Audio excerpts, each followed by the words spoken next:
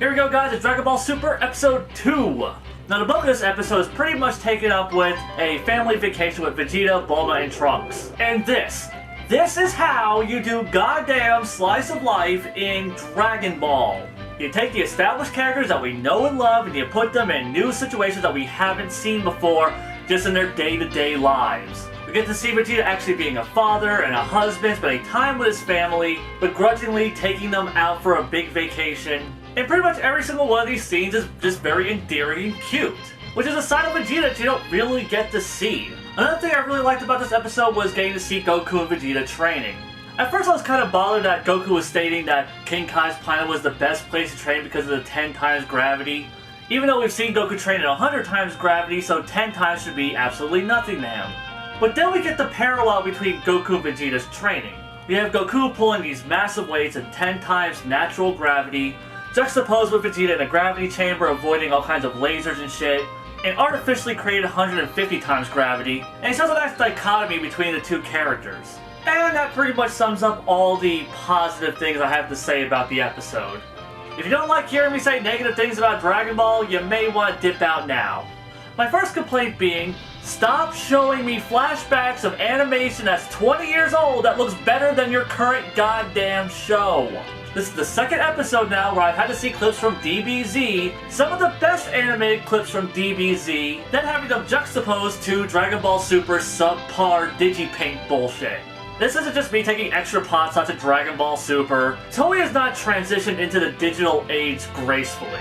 Every animated production I've seen from them that's been Digipaint has been at best. And yes, that goes for Battle of Gods as well. The second thing is the backpedaling of Vegeta's character development. During the Kid Buu fight, Vegeta realizes that Goku is just the better Saiyan.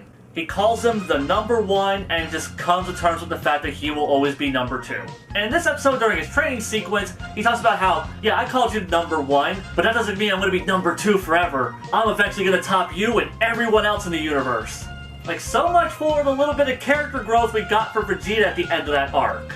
Like, I understand we need Vegeta to have a drive and motivation to get stronger, but they could have gone the Dragon Ball GT approach to that, where Vegeta was training and busting his ass not to surpass Goku, but to surpass his own limits. His life was no longer obsessed with being better than Goku, but just being better than himself. And I think it's a real shame that they dropped that element of his character development. And my last major complaint is pretty much everything with Beers. So we now have 100% confirmation that Dragon Ball Super is just going to write over Battle of Gods, changing details and just stretching it out to a saga. The problem with this being is that you're taking what was fairly thin material to begin with and stretching it even further. We really don't need to keep seeing scenes of Beers being a dick and blowing up planets, while vaguely referencing his prophetic dream about the Super Saiyan God. In fact, his whole prophetic dream of the Super Saiyan God was a stupid concept in Battle of Gods to begin with. The only reason it kinda sorta works in Battle of Gods is that it was something that was just kind of brushed over. It's mentioned to get the story moving and then pretty much dropped after that. But here you're taking what was a very contrived story element and just stretching it out and putting it to the forefront of the story.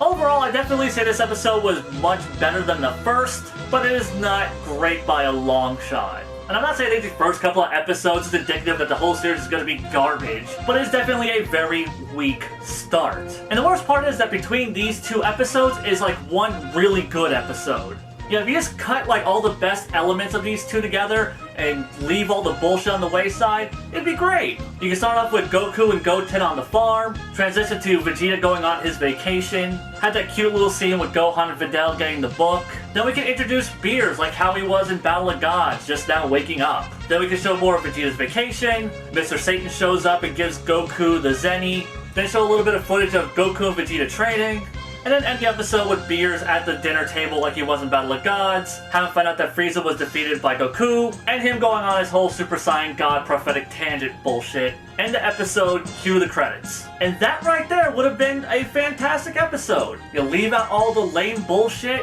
get all the great character moments, and you set up all the information that you needed while also reintroducing people to these characters. But instead, it gets stretched out and we end up with 2 weak sauce episodes to kick off our amazing new Dragon Ball series. And honestly, I can't say I'm too excited about the upcoming episodes, because from here on out, it's basically just going to be reenacting Battle of Gods with a slightly different setting, and stretching the events probably way the fuck out.